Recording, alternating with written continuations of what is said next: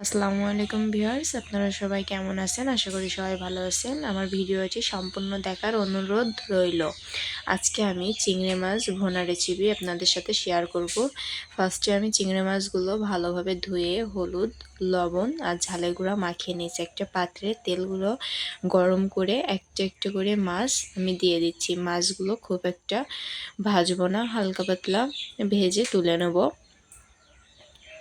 বেশি ভাজলে শক্ত হয়ে যায়। দেখুন আমার মাছটা ভাজা হয়ে গেছে, আমি খুব অল্প পরিমাণে ভেজেছি। এবার আমি মশলা করে নেব। এখানে 1 টেবিল চামচ জিরা, 2টা ফল, 2টা ডাল আর কিছু রসুন কুচি নিয়েছি আর 3টা শুকনো মরিচ, এগুলো আমি মশলা করে নিয়েছি।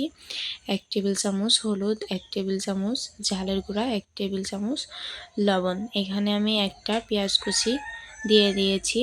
ওই তেলে আমি পেঁয়াজ কুচিটা হালকা বাদামি করে ভেজে নিব। এবার মশলাগুলো দিয়ে দিচ্ছি, মশলাগুলো সাথে পেঁয়াজটা ভালোভাবে ভেজে নিচ্ছি। এখানে সামান্য পরিমাণ পানি দিয়েছিলাম, মশলাটা আমার ভাজা হয়ে গেছে। এবার আমি একটু একটু করে মাছ দিয়ে দিব, মাছটা দিয়ে কষিয়ে নিচ্ছি।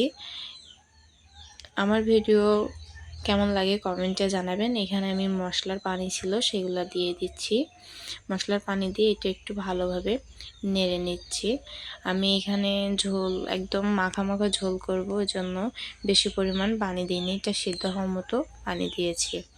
এবার আমি এখানে 4টা পরিমাণ কাঁচা ঝাল দিয়েছি ফ্লেভারের জন্য। কাঁচা ঝাল দিলে ফ্লেভারটা খুব সুন্দর হয়। দেখুন আমার মাছ ভুনাটা হয়ে গেছে, এবার আমি নামাবো। আমি ঝোল খুবই পরিমাণ করে কম করেছি। আল্লাহ হাফেজ সবাইকে।